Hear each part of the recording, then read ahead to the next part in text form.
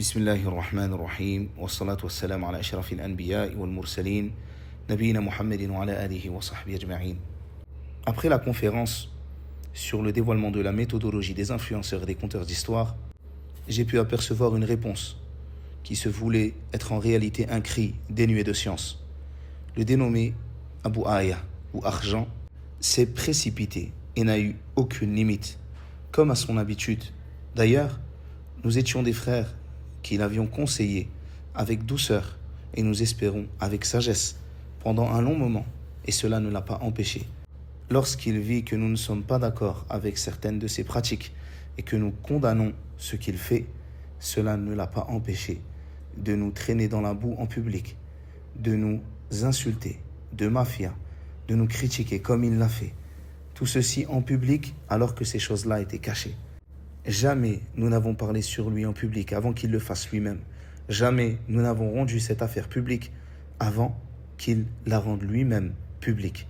Ainsi, il est de notre devoir, une fois que nous avons vu que les portes du conseil sont totalement fermées avec lui, de dévoiler cette méthodologie, de dévoiler cette personne qui n'a pas hésité une seule seconde à faire ce qu'il a fait. Mais ce qui est malheureux, c'est qu'en plus de nous avoir insultés et d'avoir mis en garde contre nous publiquement, que cela soit contre moi ou contre d'autres étudiants sur la sunna connus auprès des savants, il a osé faire la victime. Et ce n'est pas étonnant de sa part, car c'est exactement ce qu'il fit à l'époque de One Concept. Il utilisa presque les mêmes terminologies.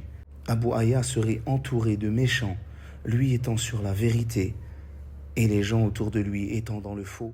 Et des fois, il faut faire preuve de lucidité. Et il faut voir la vérité en face. Et il faut voir les stratégies, écoute bien, les stratégies qu'utilisent les ennemis de l'islam envers nous pour faire en sorte qu'on se monte dessus. Et qu'on se mange nous-mêmes entre musulmans, on va se manger. Et on va se diviser. Et on va faire des choses comme ça. Regarde bien. Je suis un ennemi de l'islam, qu'est-ce que je vais faire? Je vais prendre un compte, je vais faire une mise en garde contre les frères One Concept. C'est ce qui a été fait. Et je vais me prétendre, par exemple, faire partie de la voie droite, la voie qui est mashallah, alhamdulillah. Juste pour faire parler de moi et pour montrer que, voilà, je suis musulman et je suis ceci.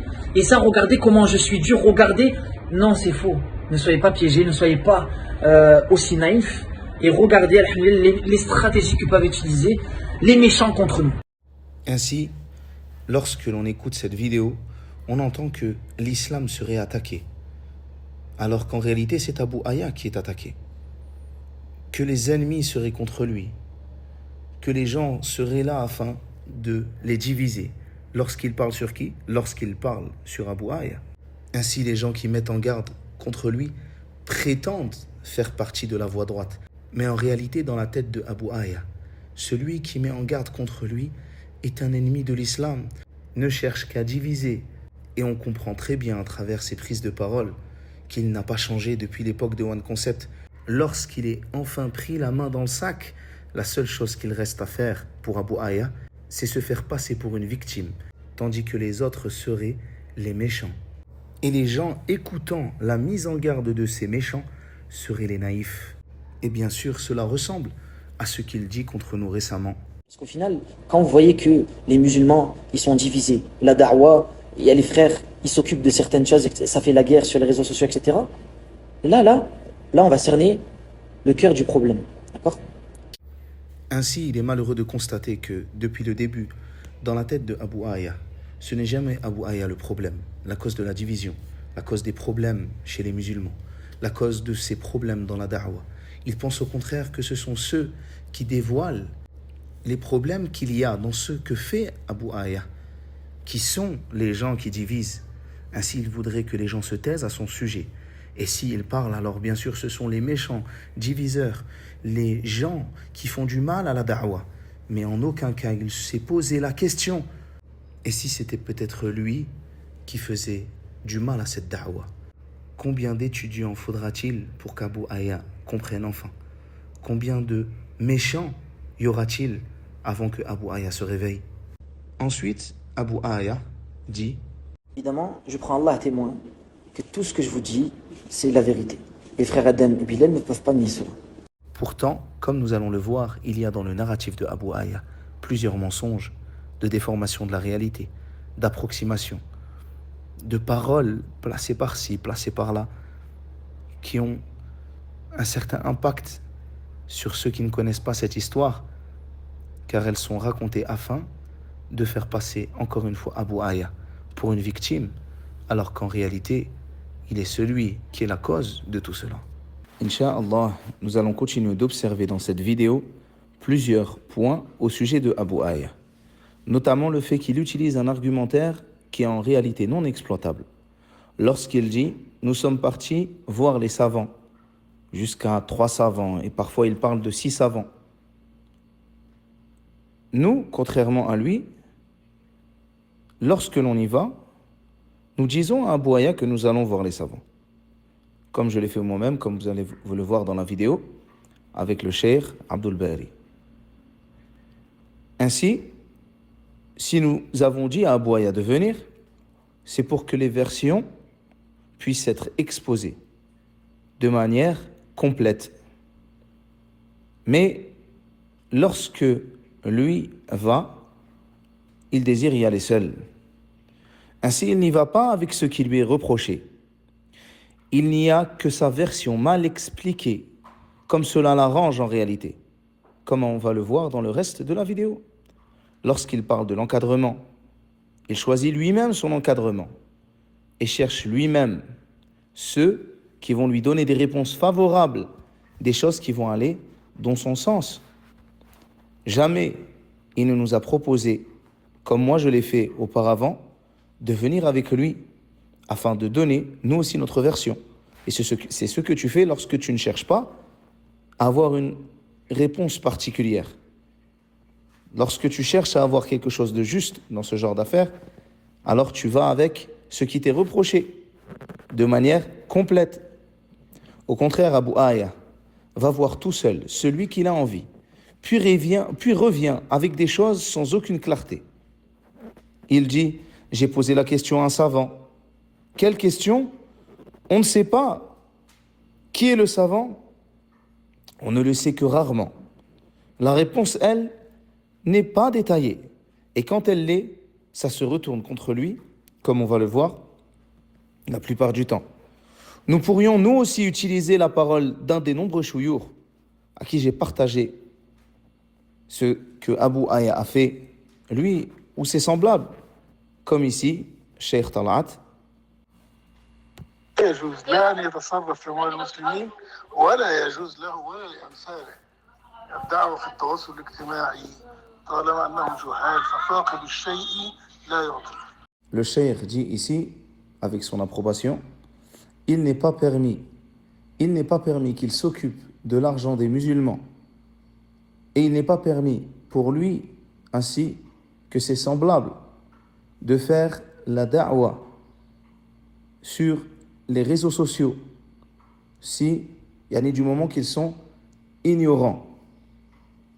Car celui qui ne possède pas une chose ne peut pas la donner. Et je pourrais revenir aussi vers certains savants, notamment un juge à qui j'ai expliqué ce qu'il s'est passé avec Abu Aya, et où il me dit la même réponse que le cheikh Talat. Je pourrais venir avec ces choses-là en disant tel cheikh m'a dit, alors que Abu Aya n'était pas avec moi. En tout cas, pour ma part, j'espère avoir expliqué la situation comme elle doit être expliquée. Et j'ai avec moi de nombreux témoins parmi les étudiants qui témoigneront en ma faveur si je dois expliquer la situation à un savant. Car, walhamdulillah, nous sommes nombreux à avoir vu ce que j'ai moi-même pu voir, parfois sans même, et bien souvent, sans même nous concerter. Nous arrivons aux mêmes finalités. Mais je pense que tout ce qui est présent dans la vidéo et dans nos témoignages sera suffisant, walhamdulillah. Ainsi, je me passe de venir raconter à outrance que j'ai vu tel cheikh ou tel cheikh et qu'il m'a dit telle chose ou telle chose sans rien expliquer comme le fait Abu Aya. Et de toute manière, nous allons nous apercevoir que le frère a menti plusieurs fois afin de se défendre, à changer les faits, à exagérer, à chercher à semer la discorde, a trahi et a même pris parti avec l'égarement s'il le faut, comme cela s'est passé avec certains des partisans du Taymiyya, tant que cela peut lui apporter un argument qui servira à sa défense. Vous allez comprendre d'où ça vient. Une précision de la plus haute importance. Il ne s'agit là que d'un groupe minime, une minorité, d'accord, qui a ce type de comportement qu'on va dévoiler. Ici, Abu Aya ruse et prétend qu'il n'y aurait qu'une petite minorité qui serait contre lui. Or, ce qui est connu, c'est qu'à Médine, il n'y a qu'une minorité qui a osé marcher avec Abu Aya. Et nous remercions Allah tabaraka wa ta'ala sur le fait que plusieurs de nos frères soient revenus parmi les quelques étudiants qui ont marché avec lui et parmi même des gens qui travaillaient avec Abu Aya. Walhamdulillah. Ainsi, les étudiants ne partagent pas la méthodologie d'Abu Aya dans l'écrasante majorité. Même les gens que nous ne connaissons pas, parmi les étudiants d'Arabie ou encore d'Égypte, d'Algérie ou autres. En effet, comment des étudiants ayant appris auprès des savants, comment des étudiants ayant reçu ne serait-ce qu'un peu de cette éducation pourraient marcher avec Abu Aya et rester avec lui. Regardez ce qui s'est passé. Ces frères-là, Adam et Bilal, ils étaient très proches de moi. Et clairement, à Médine, ils se sont fait boycotter. Quand je dis boycotter, c'est même pas le salam. C'est-à-dire, ces frères-là, ce petit groupe-là, donc plusieurs parmi ce groupe-là, d'accord, les boycotter. Ici, Abu Aya ment. Il prétend que nous avons boycotté le frère Bilal et Adam. Or, ceci est un mensonge évident. Jamais nous n'avons fait cela. Le frère Bilal peut en témoigner, malgré que nous avions des points de divergence. Et parmi ces choses-là, il y a bien sûr ce qu'il s'est passé entre lui et Abu Aya de manière temporaire. Nous avons toujours eu entre nous une certaine gentillesse et un certain respect qui nous a poussé à nous asseoir ensemble et à faire preuve de comportement, une chose que Abu Aya, malheureusement, ignore. Et concernant Adam, le frère a cru qu'on le boycottait. Il a cru cela, et c'est pour cela qu'un jour il est passé devant nous, sans nous passer le salam, et nous avons été surpris de voir Adam nous boycotter. Alors que, malgré le fait que nous étions en conflit sur ces sujets, jamais nous n'avons boycotté le frère. Et d'ailleurs, le frère a compris cette chose-là et s'en est très bien souvenu et avait donc cette excuse-là qui était qu'il pensait que nous allions le boycotter. Ainsi, s'il y a clairement un mensonge évident de Abu Aya. Certains étudiants avancés ont un tel comportement à, on va dire, se couvrir entre eux, à avoir ce type de comportement. Parce que quand je vous parle de ça, c'est pas des débutants qui font ça. C'est des étudiants qui sont proches des savants, qui ont étudié plus d'une dizaine d'années, etc. Est-ce que c'est normal? Est-ce que c'est normal? Et dans cette vidéo, il est malheureux de voir que le frère prend encore le problème à l'envers. Et qu'au lieu de se dire pourquoi autant d'étudiants avancés, et je n'en compte pas moins d'une dizaine ici à Médine, qui auraient à un moment parlé sur lui, ou qui l'ont conseillé, pourquoi autant d'étudiants avancés sont contre ce qu'il dit et ce qu'il fait? Ainsi, il serait peut-être temps que Abu Aya se réveille. Jusqu'à mettre des vents. Les frères, ils vont pour serrer la main. Par exemple, à Yanis Abu Imran, Yanis il dit « Ah, t'es un tel, je te serre pas la main, toi. » D'accord? Ça va jusqu'à la main. Et ici, Abu Aya ment en prétendant que j'ai refusé de serrer la main à des frères, que des frères seraient venus me voir et que... Or, depuis que je suis à Médine, depuis 7 années maintenant, et cela ne s'est passé qu'une seule et unique fois, avec un frère qui s'appelle Mohamed Hawad, un des frères qui marche avec Abu Aya malheureusement, qu'Allah le guide. Ce frère, lorsqu'il est venu me voir et qu'il a commencé à serrer la main aux gens, avant qu'il ne me tende la main, je lui ai dit « Est-ce que tu me connais? Je suis le frère Yanis Abu Imran, je ne vais pas te serrer la main. Je parle sur Abu Aya et sur ceux qui marchent avec lui. » Ainsi, j'ai expliqué au frère afin de ne pas l'humilier devant les gens et qu'ils comprennent tout simplement que je ne lui serrai pas la main à cause de cela. Et le frère s'en est allé et je suis parti. Mais malheureusement, lorsqu'on entend l'histoire de Abu Aya, on comprend que cela serait la méthodologie du méchant Yanis Abu Imran avec les gens, alors que je n'ai fait ça qu'avec un seul frère, en prenant soin de lui expliquer pourquoi. Avec eux, alors alhamdulillah. D'accord? Mais lorsque tu as un point qui diverge avec eux, khlas, T'es mis de côté et, pour certains, on te boycotte et pour d'autres pire, on te met en garde. D'accord? Avant tout, je voudrais dire que de manière générale, cette accusation infondée que font certaines personnes sans preuve, mais seulement basée sur des mauvaises pensées, en prétendant que nous obligerions les gens à être d'accord avec nous sur tous les sujets, cela est tout simplement un mensonge. En effet, il arrive souvent que nous nous réunissions avec différents étudiants ou que nous parlions avec eux à travers des moyens de communication, que nous évoquions ensemble certains sujets et que nous ne soyons parfois pas d'accord.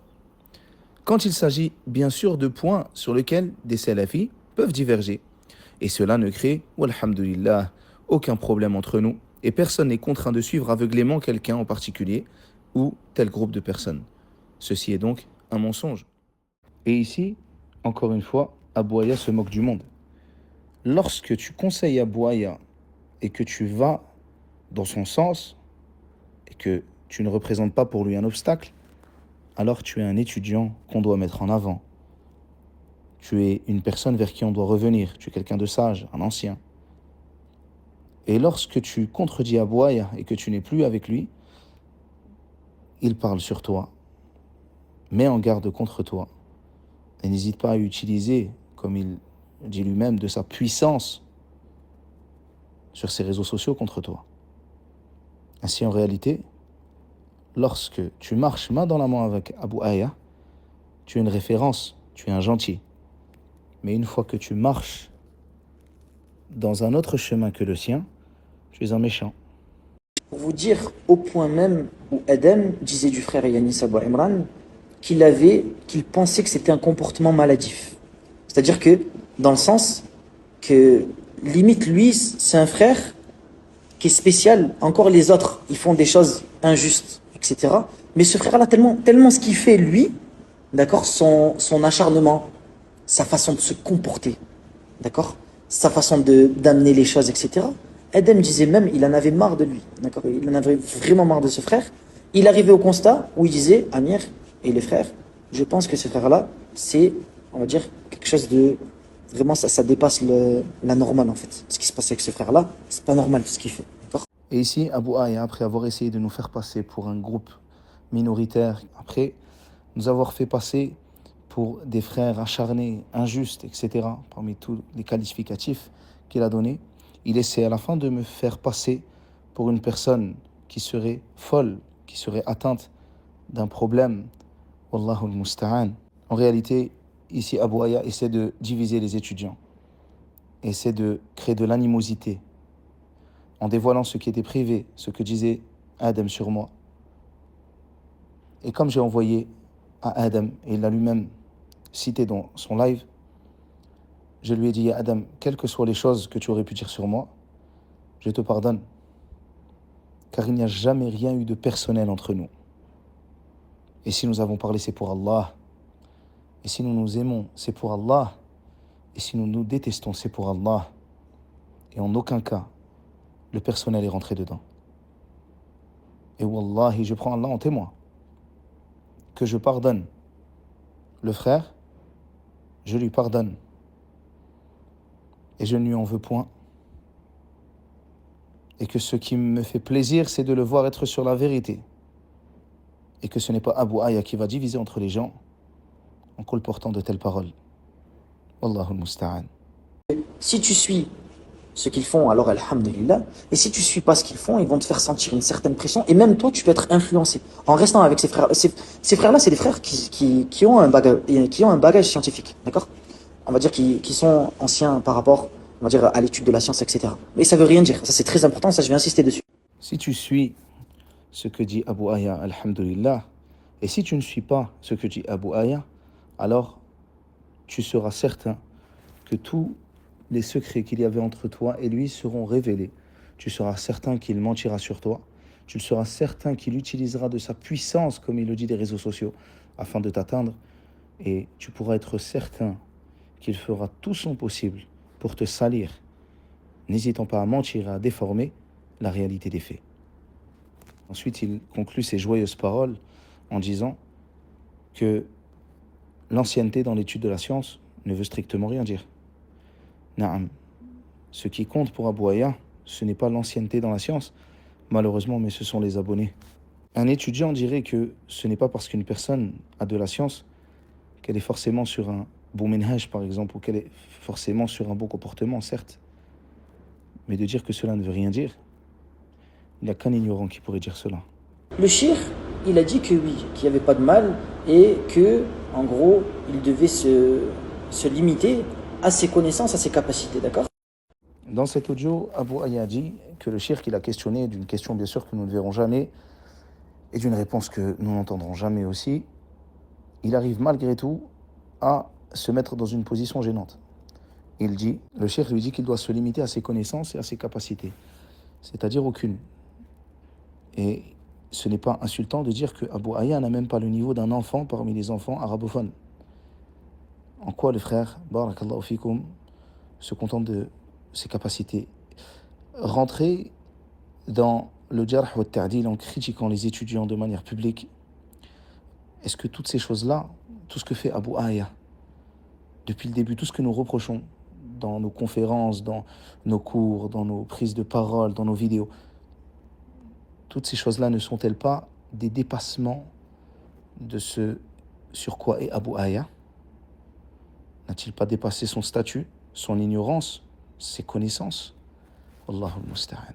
Un parmi les imams qui est reconnu à Quba, d'accord, alhamdulillah, ils m'ont dit que même en étant débutant et même en ayant un compte de commerce à côté, il n'y avait aucun problème que je pouvais faire la da'wah. Un parmi les imams, donc sans aucune précision de qui, ou de quelle est la question, ni même quelle est la réponse, Abu Aya nous dit que du coup il a le droit de faire la da'wah tout en ayant un compte de commerce. Bien sûr, avant même de parler de la réponse, j'espère que tout le monde comprend que la question ne correspond en rien à la réalité des faits. Et nous, quand nous posons les questions aux mashayikh, qu'ils soient en Arabie ou qu'ils soient en dehors de l'Arabie, alors les réponses ne sont pas les mêmes qu'Abu Aya. Et ça, c'est vraiment bizarre. Puis même, il y a d'autres savants dont je suis plus proche, d'accord, qui m'ont dit exactement la même chose. Ici, Abu Aya essaierait de nous faire croire que, déjà, il serait proche de certains savants. J'aimerais bien savoir de quel savant Abu Aya est proche. Deuxièmement, Abu Aya nous dit ici que des savants lui disent exactement la même chose. Allahul Musta'an. Maintenant, nous allons croire que ce sont les savants qui disent à Abu Aya de faire da'wah, que ce sont les savants qui autorisent Abu Aya à faire ce qu'il fait. Et c'est exactement pour cette raison que nous étions partis nous-mêmes voir les savants, afin qu'Abu Aya n'utilise pas les savants pour justifier ses agissements. Et louange à Allah, comme vous allez le voir, même Abu Aya met en garde contre Abu Aya.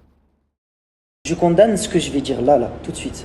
Je condamne le fait qu'un frère isolé en France prenne son téléphone et commence à faire une page de da'wah comme ça, sans être, donc, on va dire, encadré dans un encadrement, comme il a été cité un débutant à la Jamia, etc. D'accord?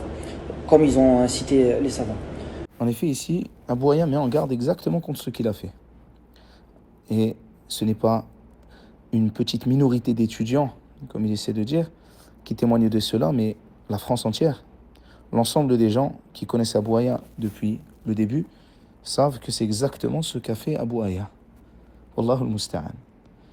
Et ensuite, il nous parle d'encadrement. L'encadrement d'Abu Aya est un encadrement choisi.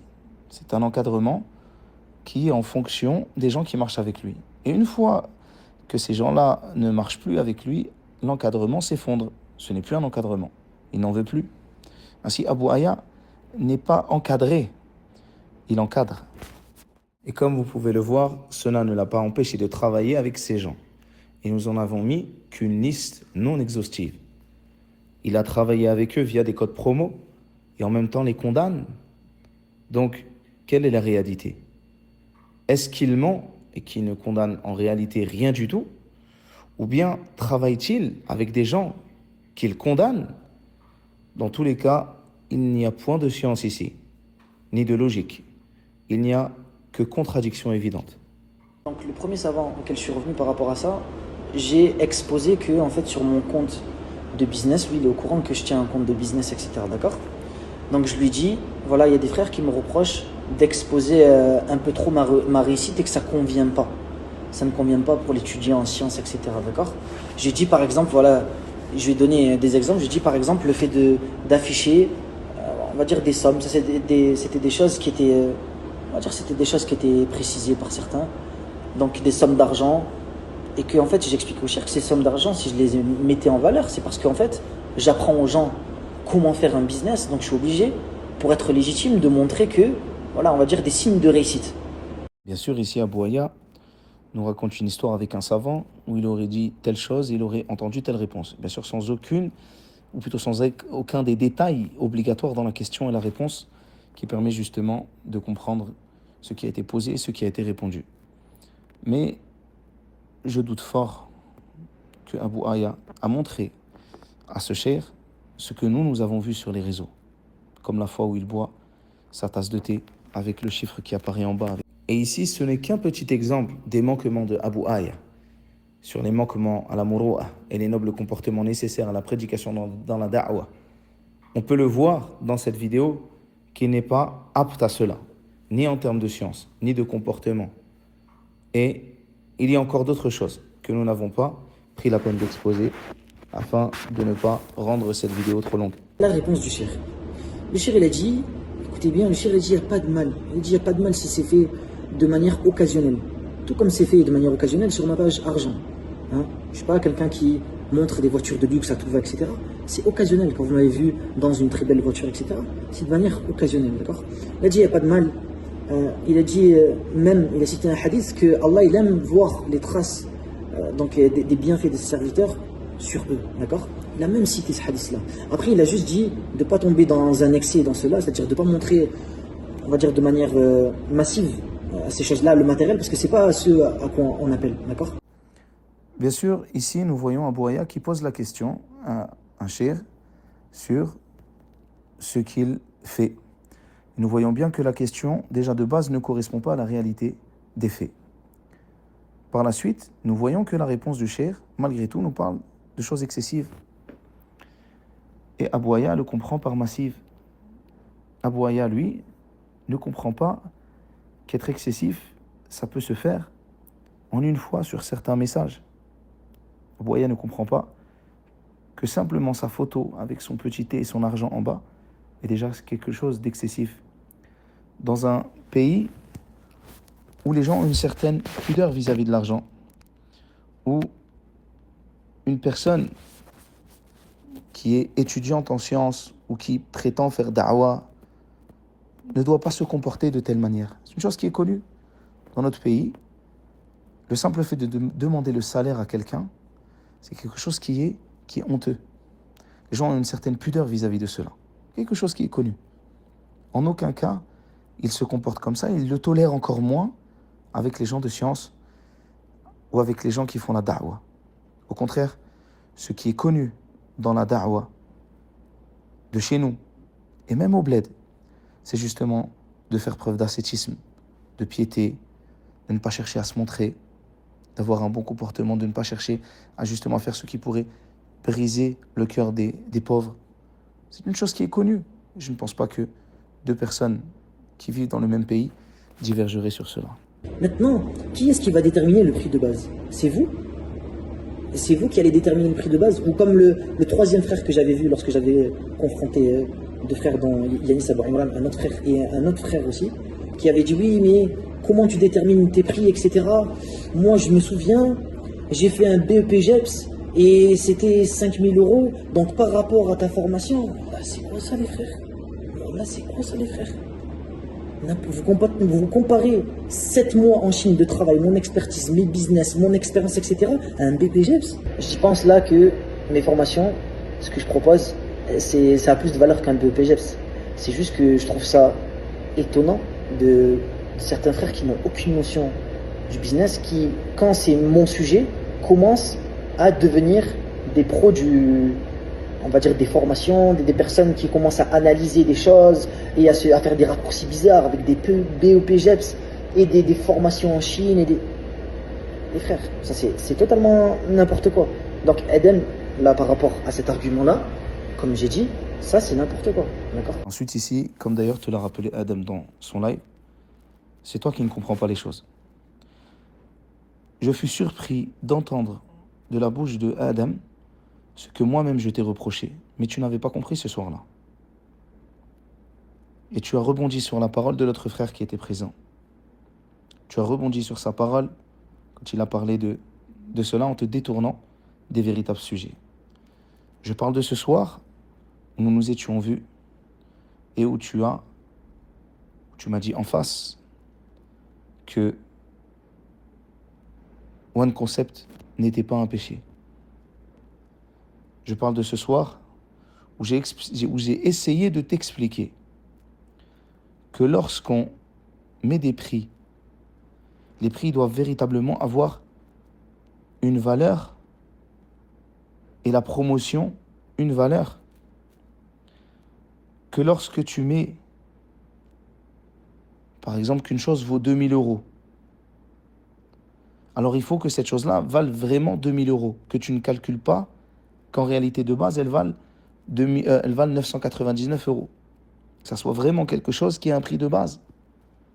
Que cette chose-là est à 2000 et que de temps en temps, parce que justement tu nous reproches de ne pas comprendre le principe des promotions, apparemment c'est toi, que seulement de temps en temps, à de rares occasions, afin de justement susciter l'achat, ces prix qui sont à 2000 et quelques passent à 999. Le frère te l'a réexpliqué, et je te l'avais moi-même expliqué, mais tu as préféré te détourner.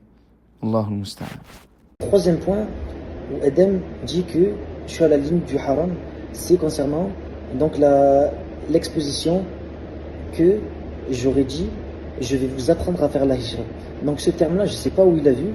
Pourtant, Abou Aya ici a la mémoire courte. Si lui ne l'a peut-être pas dit, ses partenaires commerciaux, oui. Et bien sûr, il est lié directement à eux via même un code promo. La France est islamophobe. Enlève ton voile. Avec les interdictions du voile, l'abaya, les abayas, interdits à l'école. Et en tant que musulmans, on devrait tous envisager à faire la hijra. Mais comment faire la hijra? En vrai, même moi je sais pas. Et c'est pour ça, ce janvier, je vais partir en Arabie Saoudite, Inch'Allah, pour apprendre à faire la hijra. Cette formation va se passer au Médine, mais on va également faire des activités au Jeddah et la cerise sur le gâteau, on va faire la Umrah à la fin de cette formation. Tout ça pour un prix de 990 euros, non, 940 euros avec le code promo SAMI50. Donc si tu as envie de venir avec moi en Arabie Saoudite, va sur le lien de ma bio.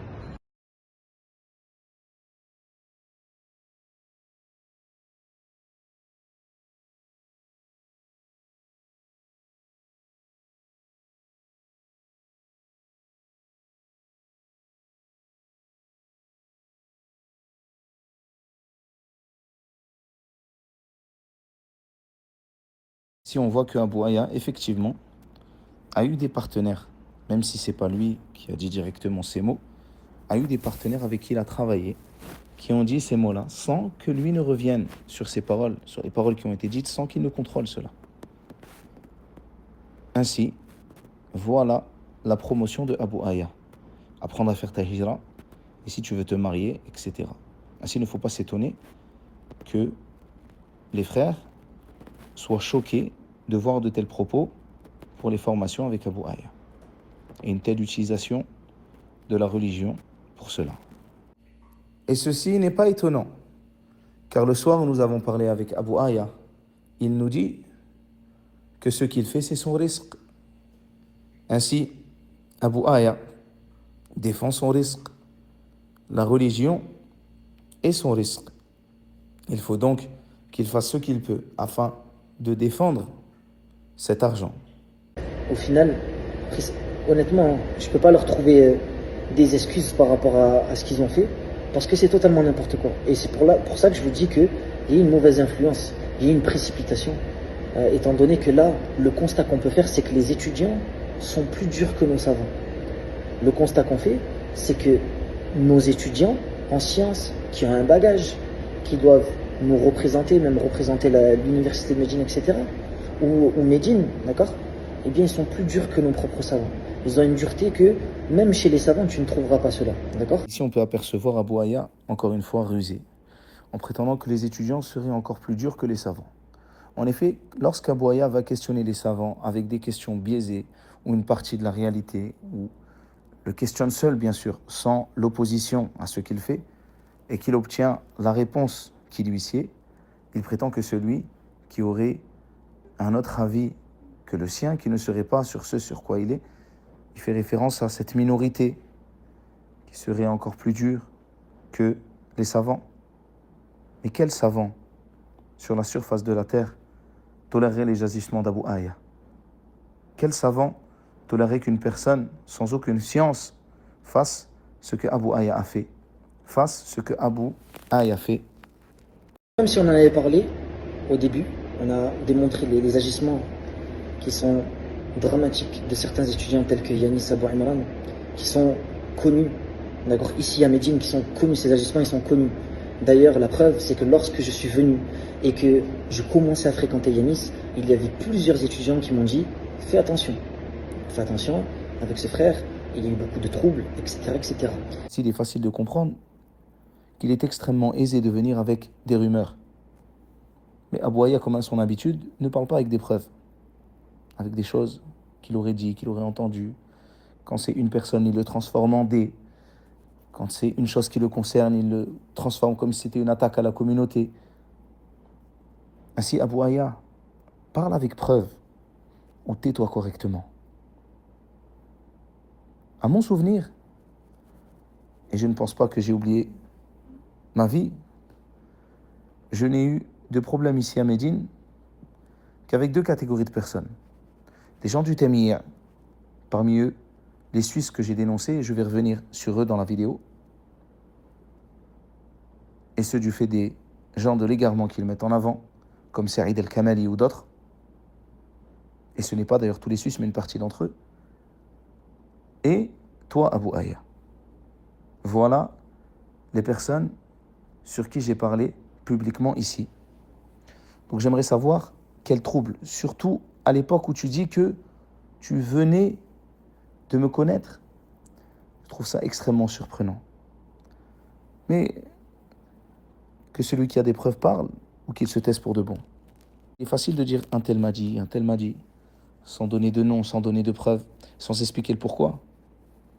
Et même s'il y avait eu des troubles, penses-tu que cela est suffisant pour parler sur quelqu'un? De dire il y a eu des troubles? Combien de savants ont connu des troubles et ils étaient sur la vérité? L'important, ce n'est pas le trouble. C'est de savoir, est-ce que la parole de la personne est une parole de vérité ou un mensonge? Et vouloir condamner une personne parce qu'il y a des troubles, parce qu'elle dit la vérité, alors c'est une méthodologie perverse. Il faudrait plutôt se poser la question, pourquoi certains se taisent et pourquoi certains acceptent. Mais se plaindre qu'une personne parle et qu'il y ait des troubles à cause de cela, car elle parle en propageant la vérité, c'est une chose qui n'est pas normale. Il n'y a pas de blâme sur cela. Ainsi, parle avec science ou tais-toi. Tu étais témoin, donc Yanis Abou Imran, que je revienne publiquement sur ces points-là. Tu étais témoin. Malgré ça, tu repostes. Et c'est ça qu'on fait quand on n'arrive pas à trouver à des défauts à des personnes, c'est qu'on reposte leurs erreurs. Et ça, c'est ta spécialité. Les points sur lesquels Abu Aya est revenu, je ne lui en tiens en aucun cas rigueur.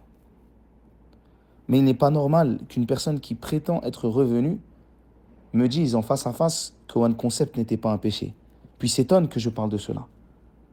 Ou qu'une personne qui prétend être revenue sur des sujets que je lui ai reprochés, comme le fait de se prendre en photo en prenant les femmes qui prient, par exemple, de derrière lui.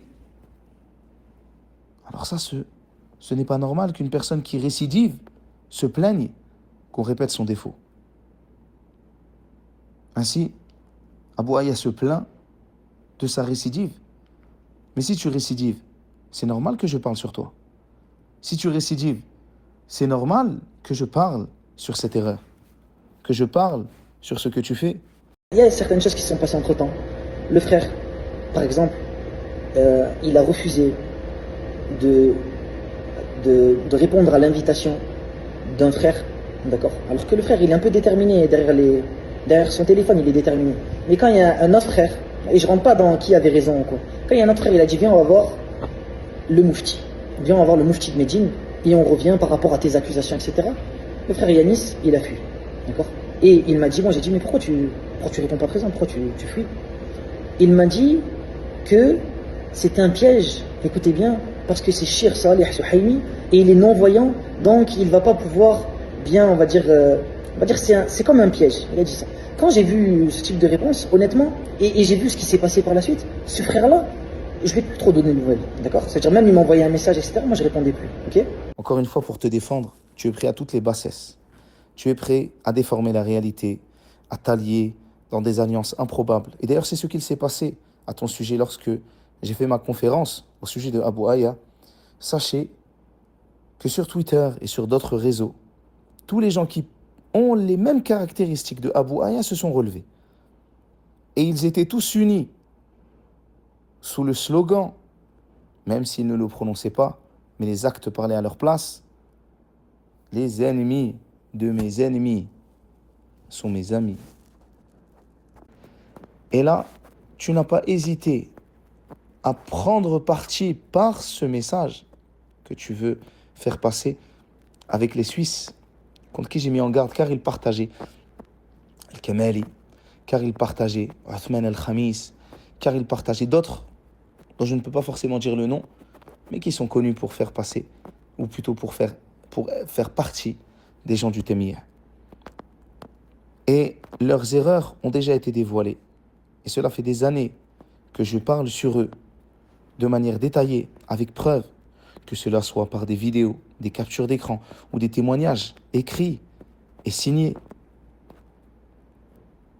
Et lorsque ces Suisses, et tu le sais, au lieu de répondre de manière scientifique, ont voulu m'attaquer et ont voulu m'emmener dans les tribunaux et ont voulu m'emmener devant Cheikh Salih Al-Suhaimi, je t'ai dit effectivement que c'est un piège énorme. Car à cette époque, par exemple, parmi les choses que j'avais dites, j'avais parlé de Othman Al-Khamis.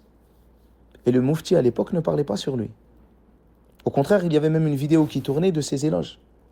Hafidhahullah, éloges sur lesquels il est revenu.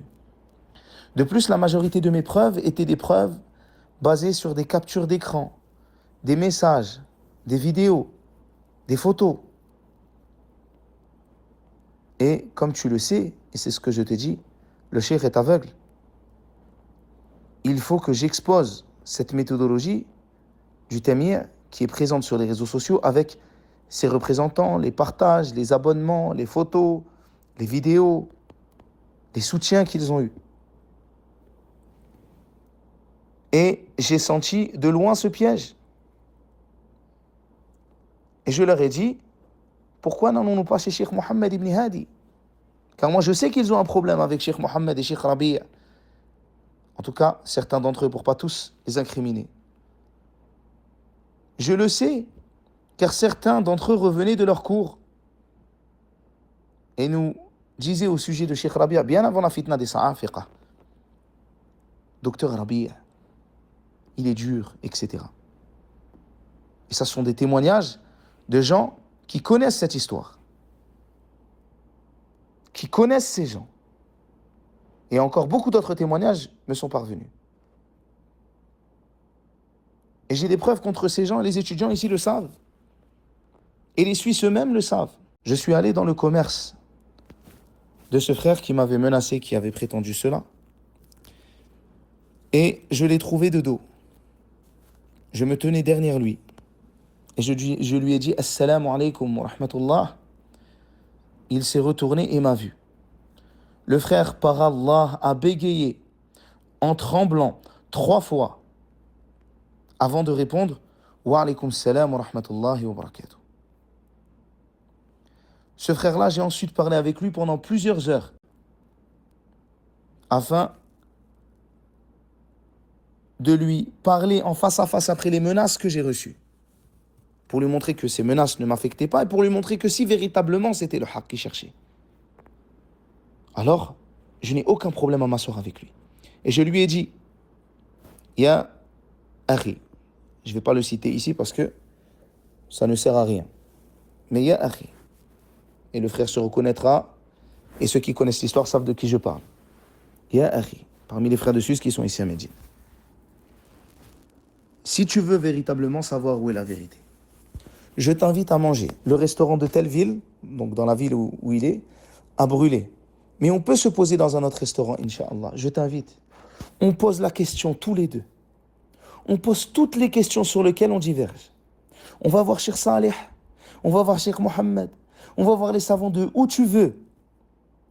Si véritablement c'est ça que tu veux, la fraternité, etc. Parce que moi, ce que je sais d'eux, malgré le fait que je les condamne et je suis en total désaccord avec ces Suisses-là, au niveau du minhaj, et je n'ai pas le même minhaj qu'eux, et ça je l'atteste, malgré ça, malgré le fait qu'on ne se parle pas, il y a quand même un certain comportement entre nous. Dans le sens que je ne vais pas leur manquer de respect ou être méchant ou autre avec eux. Et donc le frère, je n'ai eu aucun mal parce que je n'ai pas parlé sur lui ou sur eux de manière personnelle et lui dire on va manger ensemble, on s'assoit et on va voir et on règle le problème, c'est vraiment ça que tu veux. Parce que justement les problèmes que j'ai avec eux n'ont rien de personnel. Ils sont pour Allah. Mais ce qui nous sépare, c'est le manhaj. Et ces gens, ou plutôt cette personne, ne m'a jamais rappelé, ne m'a jamais renvoyé un message pour faire ce qu'on s'était dit. Et les années sont passées et j'ai laissé l'affaire. Et j'ai continué à accumuler ces preuves-là que j'ai contre eux, afin que ma parole ne soit pas basée sur autre que sur des preuves. Oh, alhamdoulilah, les preuves sont présentes. Les frères de chez moi le savent, les frères de Suisse qui ne sont pas avec eux le savent. J'ai pu en transmettre à des étudiants ici. Oh, alhamdoulilah. Et d'autres peuvent témoigner de cela. Parmi les étudiants qui sont proches d'eux, dans la vie de tous les jours ou de manière générale, qui étaient avec eux, qui les connaissaient, etc. Donc, ya Aba Aya, taqi rabbak. Et ne dépasse pas ta place. Ne mens pas, ne défends pas les réalités. Et ne prends pas le parti de ceux qui ne sont pas sur un bon minhaj, afin de te défendre. Car tu n'hésites pas à prendre le parti du faux, à trahir tes amis, à trahir ceux avec qui tu mangeais pour te défendre. Et cela me montre qu'en plus des choses que j'ai à te reprocher, tu n'as que peu de bon caractère. Et c'est bien dommage. Ainsi, ce sont les mêmes qui prennent des cours auprès des têtes des gens du Tamiyya dans le monde. Ces mêmes gens qui mettent en avant Al-Kamali, Al-Jasir, ces mêmes gens qui ont invité Hamid de Comprendre ton djinn en Suisse, ce sont ces mêmes gens que Abu Aya est en train de citer. Il y a énormément de choses sur ces gens. Mais voilà, Abu Aya ne trouve rien de mieux pour se défendre que d'utiliser les paroles de ces mumayyi'in. Il n'est pas étonnant de voir si peu de minutie dans le manhaj. Wallahi, qu'il m'a dit Amir, je vois de toi que t'es pas comme les autres. En gros, alhamdulillah, toi tu suis la vérité. Wallahi, que ce frère-là, Yanis Abou Imran, m'avait dit ça, d'accord? Si Abu Aya, encore une fois, déforme les propos. Il m'a parlé d'un homme qui a fait des choses gravissimes sur ses réseaux, peut-être qu'il va s'en souvenir lorsqu'il écoutera soigneusement cette vidéo, d'un homme qui a fait des choses gravissimes et il ne voulait pas forcément parler sur cet homme-là maintenant, un homme qui a fait des choses parmi ceux qui prétendent la da'wa, parmi les gens qui ne sont pas sur le manhaj salafi, walhamdulillah, et je lui ai rebondi sur ces hommes-là dont il me parlait, sur ces choses qui se passaient, en lui disant que le frère, alhamdulillah, lui, n'était pas comme eux, et qu'il devait faire attention, corriger ces choses, etc., sur lesquelles il est, faire attention à beaucoup d'autres choses que je lui avais dit en privé. Mais le frère vient en prétendant, limite, que je faisais une taskiya de Abu Aya. Allahu musta'an. Donc, ce qui s'est passé, Yanis, comme à son habitude, malheureusement, ce qu'il a fait, c'est que, en fait, lui, il s'est précipité parce que il a déduit certaines choses, donc il est parti voir un savant. Il m'a dit, viens, on va voir un savant, etc. T'as parlé et tu t'es servi du shir, etc. pour voilà. Donc il a fait comme à son habitude, il est rentré dans certaines intentions. Il est, on va dire, il a eu la mauvaise opinion de son frère en disant que oui, je me sers du shir pour gagner de l'argent, comme il dit toujours. J'ai l'impression qu'il pense beaucoup à moi. Subhanallah, je vois beaucoup d'intérêt pour moi. Si je remercie Allah que Abu Aya puisse répondre à Abu Aya. Lorsque moi je suis venu vers toi et que j'ai voulu mettre les choses au clair par rapport à ce que tu faisais en allant voir un savant, je t'ai envoyé un message, je t'ai dit viens Abu Aya, nous allons voir un savant. C'est ce que tu es en train de dire dans ta vidéo. Alhamdulillah, Abu Aya répond à ma place. Regarde la différence entre Yanis Abu Imran, le méchant, le malade, et Abu Aya. Regarde la différence entre celui qui veut régler les problèmes auprès des savants en te prenant vers un savant, en te disant viens, et Abu Aya. Bien sûr, on se précipite afin d'aller voir les savants. Et je remercie Abu Aya pour ce noble témoignage à mon sujet, comme quoi c'est une habitude. Ensuite, lorsque je l'ai confronté, parce que j'ai su que voilà, il allait revenir au shir tout seul, j'ai pas laissé ça, d'accord? Enfin, j'ai pas laissé ça. Je pensais, je sais plus, je me rappelle plus, ça fait un petit moment. Je sais plus si je pensais arriver avant ou quoi. Je l'ai confronté et ils étaient 3. Ensuite, ici, vous avez la déformation d'Abu Aya. Et maintenant, je vais vous dire la réalité des faits. Assalamu alaikum wa rahmatullahi wa barakatuh. Donc ça, c'est mon message que je lui ai envoyé ce soir-là, à la date du 10 décembre 2023. Akhi, j'espère que tu vas bien. Je n'ai toujours pas de nouvelles de toi, Akhi. J'aimerais te parler avant que ça aille trop loin, mon frère. Je t'avais contacté pour cela. Et entre-temps, je vois de nouvelles vidéos choquantes sur argent. Je ne fais pas les choses par derrière, mon frère. Je préfère te tenir au courant que je vais aller voir le shir Abdul Bari. Si tu veux qu'on y aille ensemble, marhaba, Akhi. J'ai été très choqué de ta vidéo, disant que le cheikh est d'accord sur cela, Akhi. Vraiment, du coup, j'aimerais lui montrer pour savoir s'il autorise vraiment cela. Comme Abu Aya avait prétendu. Donc là, je vous ai lu mon message que je lui ai envoyé. Et je lui ai envoyé par la suite sa photo avec son thé et son comportement indécent que je lui ai envoyé. Allahul Musta'an. Bref, tout ça pour vous montrer une fois de plus que Abu Aya n'est pas honnête. Et que, ne serait-ce que par rapport à cela, il ne convient pas qu'un tel individu se mette en avant dans la da'wah. Et le frère d'ailleurs ne m'a pas confronté devant le cheikh et n'a pas voulu venir. Il m'a dit tu peux y aller. Et c'est qu'une fois que je suis parti qu'il est venu. Et la suite de l'histoire, vous l'avez dans mon témoignage que j'ai déjà donné lors de la conférence sur la méthodologie des influenceurs et des conteurs d'histoire des rois et bida. De plus, je tiens à rappeler que si je suis parti voir le cheikh, c'est parce que j'étais très étonné de cette vidéo. Il y a quelques jours, je suis parti voir Shir Abdel Bari, qui est un savant, c'est un savant du hadith, qui est très connu en Arabie Saoudite. Je suis parti lui poser une question. Pourquoi? Parce qu'il y a un frère, il m'a dit, dans le sens, il y a plusieurs personnes qui peuvent trouver que pour un étudiant en sciences, c'est un peu trop ce que tu fais. Toi, ce que tu fais, par rapport au fait de me montrer combien tu gagnes, voilà, on va dire que c'est étrange, tu vois, dans le sens, un étudiant en sciences. Parce que voilà, moi, je vous montre clairement que en 1-2 jours, par la grâce d'Allah, j'ai déjà réussi à faire 20 000 euros de résultats, etc. Et j'ai pas de mal à le montrer. Pourquoi? Parce que, en fait, subhanallah, le but de cette page, c'est quoi? C'est de vous montrer comment apprendre à faire de l'argent. Mais dis-nous le problème. Ils ne veulent pas que tu réussisses. Ils veulent que tu restes pauvre et que tu tendes la main. Il dit, fais le commerce. Il m'a même dit en rigolant, en quelle langue ils sont tes cours? Nous, on veut apprendre. Prends cet argent. En gros, dans le sens, mets bien ta famille, fais des sadaqat, d'accord, c'est très bien. Je pense que n'importe qui entendrait un frère prétendre qu'un savant veut participer à la formation de argent se poserait la question si ces choses-là sont vraies et depuis quand un cheikh voudrait participer à ce genre de choses avec Abu Aya. Ce qui m'a extrêmement gêné, c'est l'utilisation des savants afin, encore une fois, de faire de l'argent.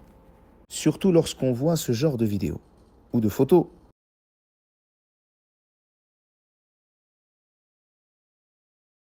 Ce qui m'étonne et qui m'étonnera toujours, c'est que Abu Aya ne voit pas ce qui ne va pas. Et là, catastrophe. Là, on voit vraiment le vrai visage de ce frère qui est, on va dire, vraiment méchant, qui, on va dire, me rabaisse aussi avec ses conjoints, d'accord? Ou ça me dit, va gagner ton fric, d'accord? Ou ça me dit, t'es la honte de Médine, ou ça me dit d'autres choses. Est-ce que vous pensez que moi, je vais rester comme ça, avec ces frères-là, en patientant et en disant, oui, d'accord, donc qu'est-ce que je dois faire, les frères? Dites-moi ce que je dois faire, je vais tout faire comme vous voulez, etc. Ensuite, ici, ceux qui ne prendront pas le temps de lire ton petit message rapide en disant que ce n'est pas moi qui t'a dit cela penseront que c'est moi qui t'a parlé comme ceci. De plus, en plus d'avoir possiblement créé un doute à mon sujet, avec toutes les gentilles choses que tu as dites auparavant, tu déformes les propos du frère et ce n'est pas ça que t'a dit le frère. Et tu pourras d'ailleurs revenir vers lui et il te dira lui-même que tu as transformé ses propos. Lui, il est parti voir un savant, il a menti sur moi. D'accord? Ça, c'est la vérité. Vous voulez la vérité? Il est parti voir un savant, il a menti sur moi. D'accord? Il a dit, Shir, cette personne-là, et le Shir, il me connaissait en plus. Il a dit, je ne sais pas si c'était le Shir. Et Abou Aya ment en disant que j'ai menti.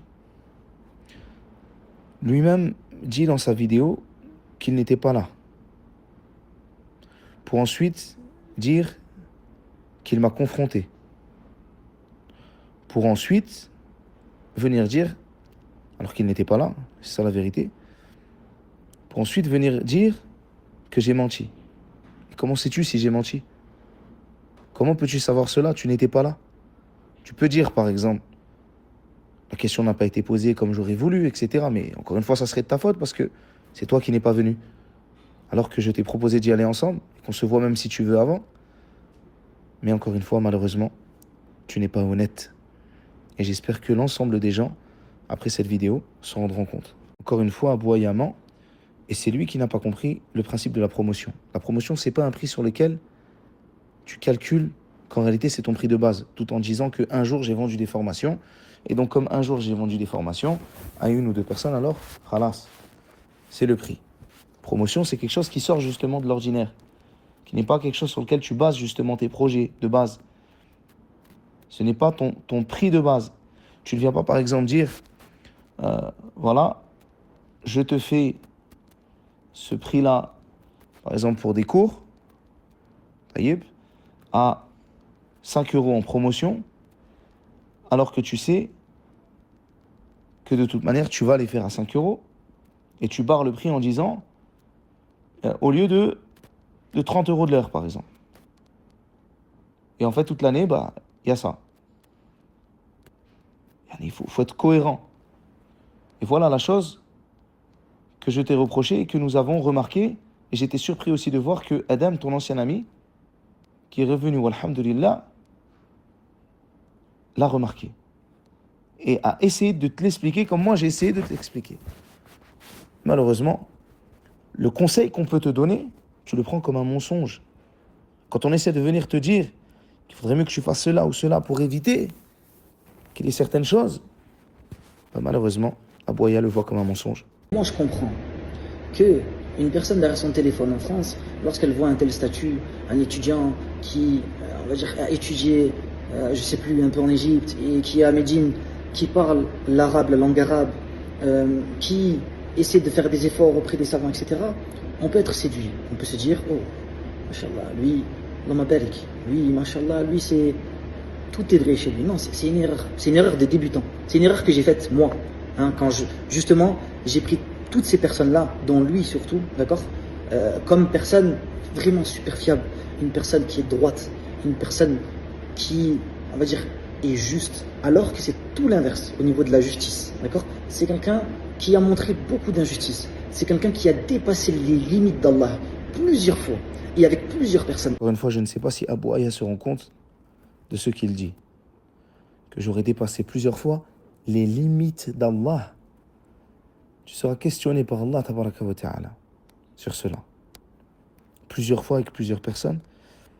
Viens avec des preuves. Il faut que, comme je t'ai dit plus tôt, tu parles avec science ou tu te taises avec bon comportement. En tout cas, cette accusation est une accusation gravissime. Mais encore une fois, ton manque de connaissances religieuses te pousse à dire des choses qui te dépassent. Et c'est étonnant aussi de voir plusieurs frères de Médine dire les mêmes choses sur Younis. Ce qui est étonnant, c'est d'avancer des choses sans preuve, sans nom, de lancer des rumeurs. Et ensuite, ce qui est étonnant, c'est de prendre le fait que si des gens parlent sur une autre personne, alors c'est forcément qu'ils ont raison, sans que tu expliques pourquoi. Comme nous d'ailleurs, nous avons fait. Lorsque nous avons parlé sur Abou Aya, nous avons expliqué pourquoi.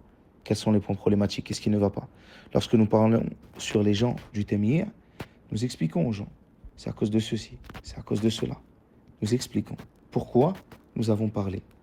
Mais Abu Aya, non. Il pense malheureusement que ceci est un argumentaire solide et scientifique. Se couvrent entre eux.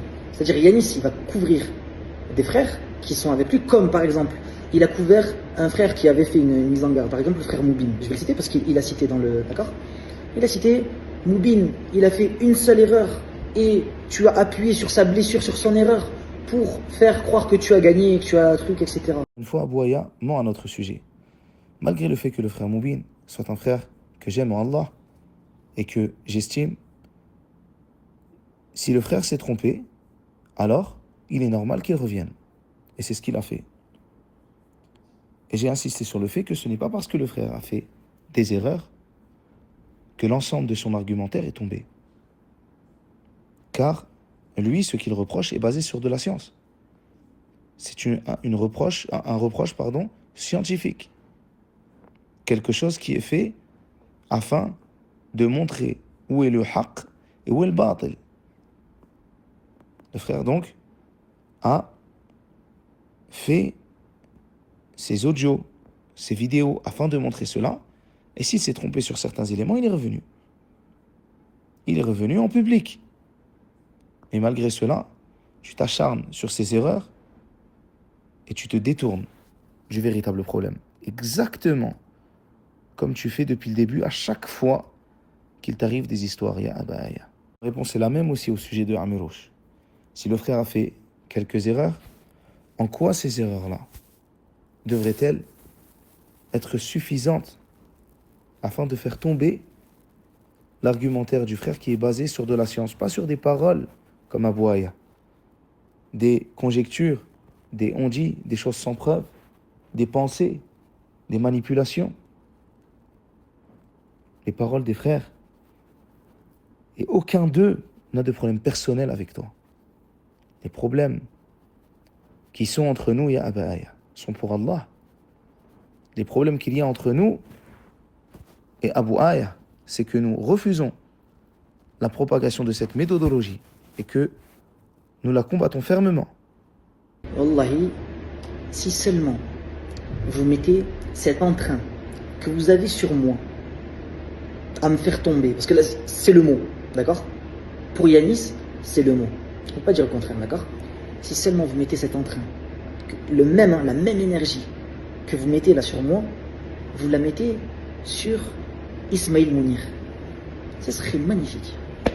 Là qu'on voit bien Ismail Mounir partout sur tes comptes, hein, que vous acharnez sur lui. Ça serait incroyable. Malheureusement, hein, on se tire dessus entre frères de Médine, d'accord? C'est ça qu'on a trouvé à faire. C'est clairement Shaitan qui passe entre nous. Celui qui est passé entre nous, c'est clairement Abu Aya, qui a pris la responsabilité de parler sur des étudiants en sciences, avancés comme il dit, sans revenir aux savants, en les jetant en pâture devant les gens, et en plus de ça de les avoir menacés de la manière la plus abjecte qu'il soit, en demandant à ces gens de se taire par ces menaces, en essayant de les faire taire. Remettre le minhaj entier d'une personne, douter du minhaj, juste parce qu'on n'est pas d'accord, séparer des frères, boycotter des frères, comme tu le fais, et tu penses là que tu es en train de secourir la sunna. Tu penses que tu es un chevalier, tu penses que tu es quelqu'un qui secourt la religion d'Allah. Est-ce que tu penses cela avec ce tel comportement? En tout cas, ce qui est sûr, c'est que ce que tu fais, Abu Aya, comme nous l'avons démontré dans cette vidéo, ce n'est pas secourir la sunna, mais c'est plutôt chercher à gagner, quels que soient les moyens utilisés, que cela soit le mensonge, la tromperie, la trahison, la déformation ou autre. Tu n'hésites pas à faire cela. Et en plus de cela, tu essaies de te faire passer pour une victime, comme à l'époque de One Concept, où tu disais ceci. Juste pour faire parler de moi et pour montrer que voilà, je suis musulman et je suis ceci. Et ça, regardez comment je suis dur, regardez. Non, c'est faux. Ne soyez pas piégés, ne soyez pas aussi naïfs. et regardez les stratégies que peuvent utiliser les méchants contre nous. L'islam a des ennemis. Et des fois, il faut faire preuve de lucidité. Et il faut voir la vérité en face. Et il faut voir les stratégies, écoute bien, les stratégies qu'utilisent les ennemis de l'islam envers nous pour faire en sorte qu'on se monte dessus. Et qu'on se mange, nous-mêmes, entre musulmans, on va se manger. Et on va se diviser. Et on va faire des choses comme ça. Regarde bien. Je suis un ennemi de l'islam, qu'est-ce que je vais faire? Je vais prendre un compte, je vais faire une mise en garde contre les frères One Concept. C'est ce qui a été fait. Et je vais me prétendre, par exemple, faire partie de la voie droite, la voie qui est, mashallah, alhamdulillah.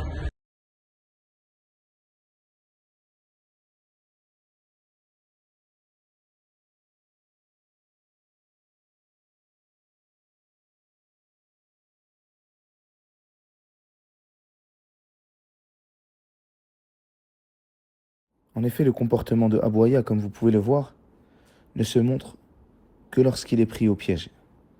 Il montre un sourire, mais derrière ce sourire se cache énormément de comportements mauvais et de mots déplacés, de comportements sans scrupules,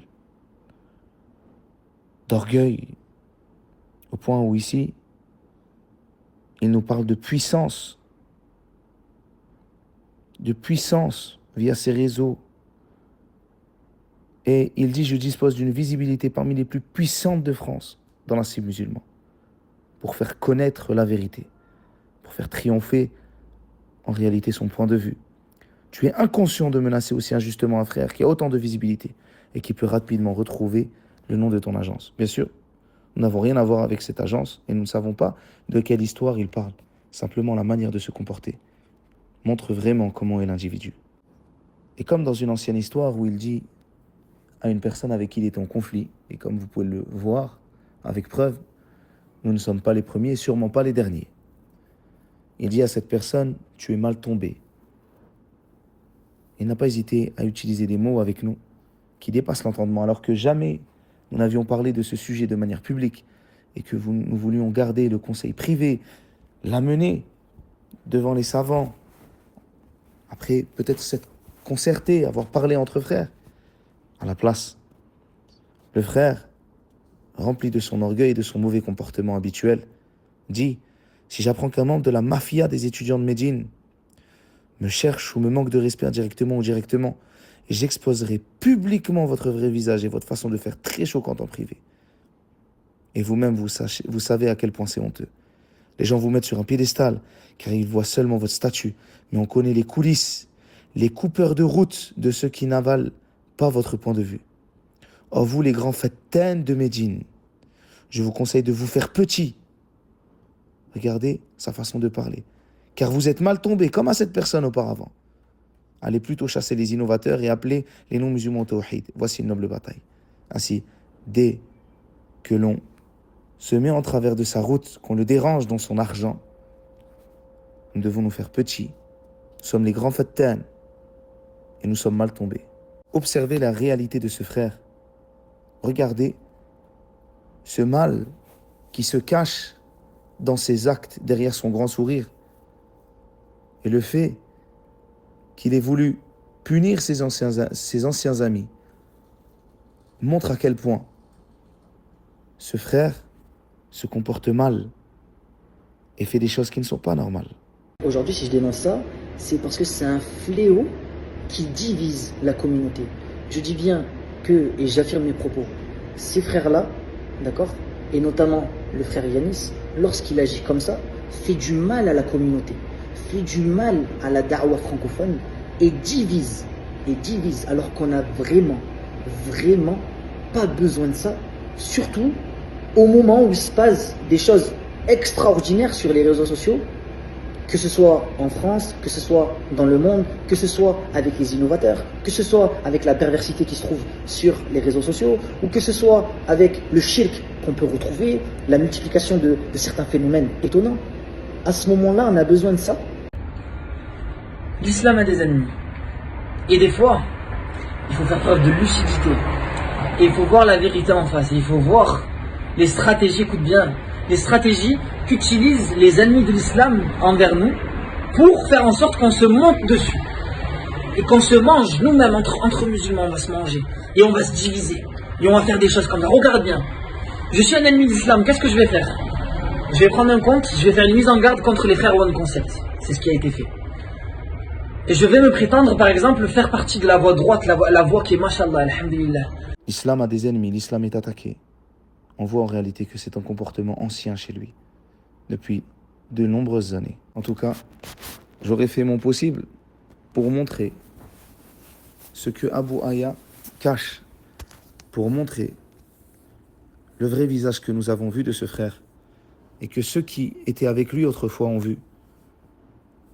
J'espère que par cela, nous avons fait notre devoir d'étudiant afin de répondre à ces ambiguïtés et à ces erreurs, à ce ménage catastrophique qui se propage, le ménage des influenceurs, leur façon d'appeler Allah, leur façon de faire.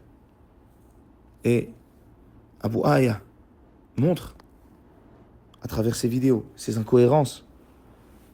Parfois même, Abu Aya condamne Abu Aya. Et nous voyons bien que Abu Aya est resté le même, que cela soit avec nous ou avec d'autres. Il vit dans un monde où les gens sont méchants et où lui est le gentil, où l'islam serait attaqué lorsque tu t'attaques à lui. Aujourd'hui, c'était le méchant Yanis, le méchant Bilal, le méchant Adam. Et un jour, ça sera sûrement d'autres méchants parmi ses amis d'hier et d'aujourd'hui. Maintenant, et c'est là où je vous dis que ces frères-là tombent dans ce qu'ils me reprochent, d'accord, le fait de dépasser sa place. On s'aperçoit que des frères comme Adam Abou Nour, par exemple, qui a appelé au boycott concernant Abu Aya et à argent, n'achetez plus chez lui. Donc ça, c'est une parole qu'il a pu dire, n'achetez plus chez lui jusqu'à ce qu'il rectifie ces points-là. Et c'est des points, quand on est revenu au savant, que le savant, il a dit qu'il n'y avait pas de mal par rapport à ces points-là, d'accord. Donc c'est une mauvaise compréhension de la part de Adam, une précipitation, mais surtout une responsabilité qu'il assumera devant Allah, d'accord. Le fait d'appeler au boycott, ça c'est quelque chose de hajib. Il faut en prendre conscience. L'affaire, elle n'est pas aussi simple qu'elle paraît. Là, le frère s'est permis de prendre la parole et de dire vous devez délaisser sa darwa et vous devez délaisser ses ventes, d'accord, sans, bien évidemment, sans être revenu au savant. Ce qui est étonnant dans cette vidéo, c'est que Abu Aya, encore une fois, se contredit. Il se plaint de choses et lui fait pire. C'est lui qui a exposé toute cette histoire au grand public. C'est lui qui a mis en garde contre les étudiants qui le conseillaient et qui n'avaient jamais parlé en public de Abu Aya. Il reproche alors des choses alors que lui-même fait pire. Ya ayyuhalladhina amanu lima taquluna ma la taf'alun. Ô vous qui avez cru, pourquoi dites-vous ce que vous ne faites pas? Et Abu Aya exactement dit ce qu'il ne fait pas. Il se plaint de choses et il dit qu'il faudrait revenir vers les savants alors que lui ne revient pas vers eux lorsqu'il parle sur les étudiants qui font la da'wa, qui sont connus auprès des savants, qui sont connus pour être sur un bon manhaj. Il parle sur eux sans aucun mal, sans aucune difficulté. Mais lorsque c'est lui, il se plaint. Eux qui prétendent eux-mêmes que des étudiants, lorsqu'ils se mettent en avant, ils dépassent leurs limites parce qu'ils font des rappels courts de 1 minute. Eux se permettent donc de faire des mises en garde, des appels au boycott et bien plus donc sur les réseaux sociaux. Et ne voient pas de problème par rapport à ça. Et ici encore une fois, nous avons Abu Aya qui réfute Abu Aya. Si seulement Abu Aya s'était écouté lui-même et ne mettait pas en garde, si seulement Abu Aya restait à sa place, ainsi Abu Aya devrait peut-être écouter Abu Aya qui le conseille. Il est possible aussi que tout cela rentre dans ce qui touche visiblement Abu Aya. Le fait de vouloir faire des choses de bien et de faire exactement l'opposé, tout en pensant faire le bien, comme nous l'avons relevé lors des extraits précédents. Ensuite, Abu Aya nous explique ce qui est scientifique ou pas. C'est pour cela que j'aimerais partager cette image avec vous.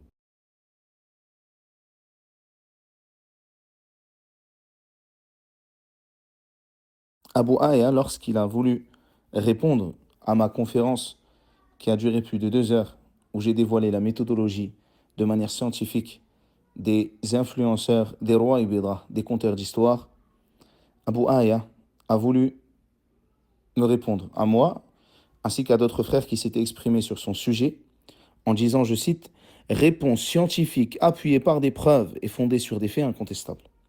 Et au final, nous avons écouté cette réponse et il nous est apparu que Abu Aya lui-même nous dit qu'en réalité sa réponse n'avait rien de scientifique. En effet, Abu Aya, dans cette vidéo, nous explique ce qui est scientifique ou pas et comment faire la différence. Un point où je veux retenir votre attention, c'est que en aucun cas, ce qu'il a fait le frère Adam Abou-Nour, c'est scientifique. Est-ce que vous l'avez donc vu à plusieurs reprises ramener des versets du Coran, des hadiths ou des textes par rapport aux salafs, aux pieux prédécesseurs, etc., aux compagnons, et me les attribuer par rapport aux reproches qu'il a pu, on va dire, appuyer me concernant? Non. D'accord? Donc maintenant, est-ce que la réponse de Abu Aya était scientifique? Au contraire, ce n'était qu'un cri d'influenceur criant en demandant, en quémandant les gens afin qu'ils partagent au maximum. Chaque frère qui avait des choses à me citer, à me dire, il m'a rencontré. Tous là, tous les frères que je vous ai cités, et que je ne citerai pas à d'autres frères aussi, quand ils m'ont dit oui, on aimerait te parler, on aimerait ceci, cela, etc., oui, ceci, viens, on va voir les savants et tout ça, chaque frère m'a trouvé présent. Il n'y a jamais eu un moment où je me suis faufilé, où j'ai dit non, je ne peux pas revenir aux savants, etc. Jamais, d'accord? Et le frère Adam est témoin de cela, ainsi que tous les autres frères. Je n'ai jamais, on va dire, esquivé cela, alhamdulillah, d'accord? Dans cette vidéo, Abu Aya prétend qu'il n'a jamais esquivé quoi que ce soit. Or, comme nous avons pu le démontrer dans la vidéo, il a esquivé la demande que l'on avait de s'asseoir ensemble afin d'aller voir Cheikh Abdul Bari ce soir-là.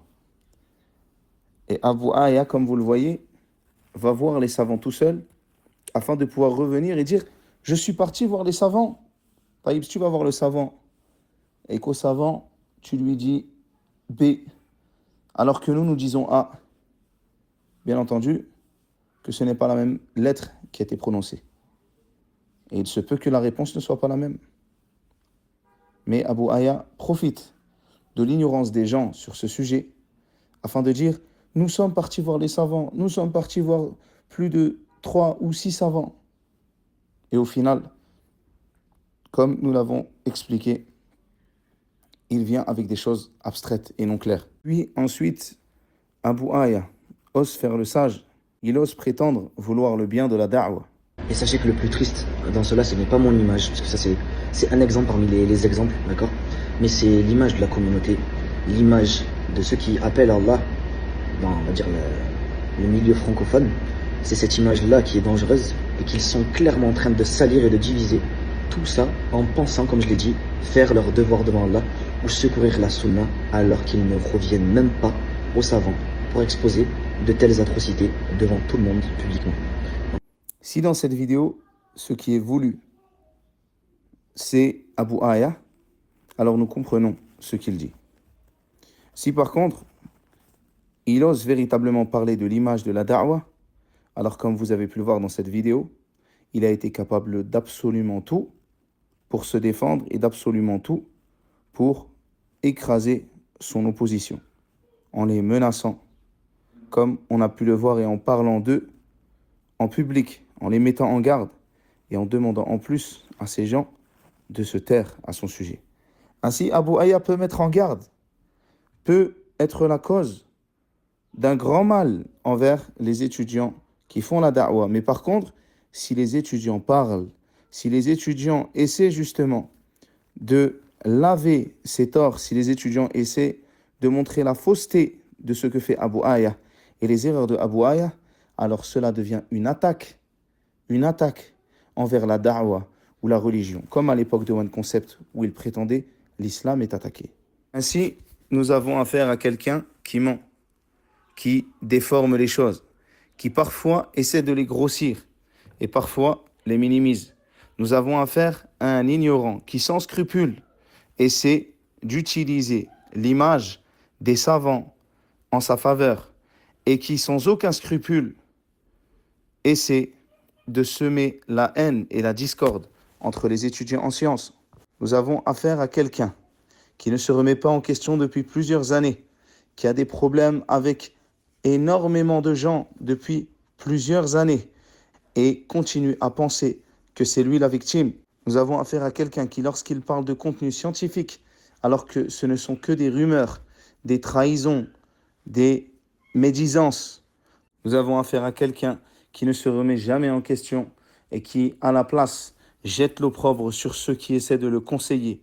Nous avons affaire à quelqu'un qui allume le feu, puis se plaint d'être brûlé. Nous avons affaire à quelqu'un qui ose donner des conseils, qui ose donner des leçons, alors qu'il ne les applique pas lui-même. Nous avons affaire à quelqu'un, comme nous l'avons vu dans cette vidéo, qui est rempli de contradictions. Au point où je me demande, est-ce que Abu Aya fait exprès d'être comme cela? Ou bien ceci serait en réalité le manque d'analyse de sa propre personnalité lorsqu'il prétend que certains seraient malades, alors que peut-être la maladie l'aurait touché. Ramatni bida'i hawan sallat. L'adage qui fut dit par les Arabes serait peut-être vrai. Ainsi, Abu Aya, en prétendant faire tout ce bien, ferait un mal immense qu'il ne saurait voir. Ainsi, c'est ma dernière prise de parole sur ce sujet. Nous avons propagé ce que nous avions à propager concernant la méthodologie de manière générale afin que cela soit profitable pour l'ensemble des gens et Abu Aya de manière détaillée, car il est un exemple de ce à quoi aboutit cette méthodologie, la méthodologie de la précipitation, du fait de parler sans science sur de grandes affaires, la méthodologie des rois Ibidah qui a emmené Abu Aya à commettre toutes ces injustices, la méthodologie terrible qui touche à notre époque beaucoup de nos frères et malheureusement à l'heure actuelle de nos sœurs. Et nous demandons à Allah tabaraka wa ta'ala qu'il débarrasse la communauté de ce fléau, de ces gens qui se mettent en avant et parlent sur de grandes affaires en causant de grands dégâts et qui ne se rendent compte malheureusement de rien. Et si Abu Aya a été cité autant, c'est dû à tout ce qu'il s'est passé venant de sa part que j'ai pu détailler dans la conférence ainsi que dans cette vidéo, et qu'à la différence de beaucoup d'influenceurs, il s'affilie à la recherche de la science, il s'affilie à Médine, malgré les méfaits qu'il commet.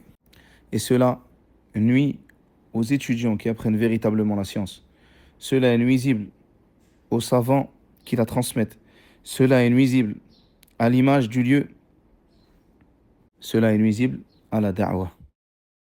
Est-ce de telles personnes que vous voulez prendre votre religion, de gens qui n'hésitent pas à mentir, de gens qui n'ont ni science ni comportement? Est-ce de telles personnes que vous voulez prendre votre religion alors que eux-mêmes se réfutent eux-mêmes? Ainsi, لقد أسمعت لو ناديت حيا ولكن لا حياة لمن تنادي. Tu t'es certes fait entendre si tu as appelé quelqu'un de vivant, mais il n'y a point de vie chez celui que tu appelles. Ainsi, malheureusement, il ne serait pas étonnant que Abu Aya, à la place de prendre en considération cette conclusion, de prendre en considération cet audio, cherche plutôt à répondre de manière virulente, à répondre, quitte à utiliser des mensonges et des déformations, comme cela a été le cas. En réalité, pour Abu Aya, ce n'est qu'une partie de ping-pong. Il faut avoir le dernier mot, il faut avoir raison, et ceci afin que les abonnés continuent d'affluer vers lui. Malheureusement, c'est ce qui apparaît des actes d'Abu Aya. Ainsi, ceux que j'appelle à se réveiller, c'est ceux qui écouteront cette vidéo, qu'ils fassent très attention à ne pas prendre en compte les paroles et les rumeurs propagées par cet individu et qu'ils prennent garde à ces rois Ibidah, qu'ils prennent garde à ces ignorants sur les réseaux qui parlent et n'hésitent pas à critiquer les gens qui apprennent la science auprès des savants, ces gens-là qui n'hésitent pas à rentrer dans de grandes affaires que nous avons dénoncées dans notre conférence et que l'ensemble des étudiants dénoncent de manière continue et ceci toute l'année. Ainsi, j'espère que cela aura été profitable et comme répété précédemment, que nous aurons pu par cela accomplir notre devoir d'étudiant et nous demandons à Allah tabaraka wa ta'ala d'accepter nos œuvres. Ainsi, c'est ma dernière réponse sur ce sujet, sur Abu Aya. Nous demandons à Allah tabaraka wa ta'ala qu'il nous guide et nous pardonne. Wa sallallahu ala nabiyyina Muhammad wa ala alihi wa sahbihi wa sallam.